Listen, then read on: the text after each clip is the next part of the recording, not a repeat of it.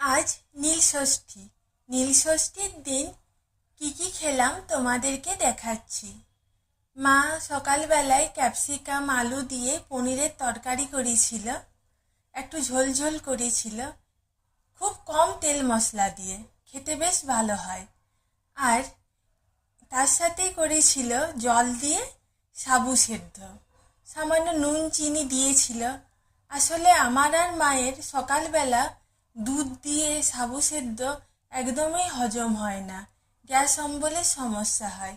তাই জন্য মা জল দিয়ে সামান্য নুন চিনি দিয়ে এই সাবুটা সেদ্ধ করে, খেতে কিন্তু বেশ ভালো হয়। তোমরাও একদিন বানিয়ে খেও।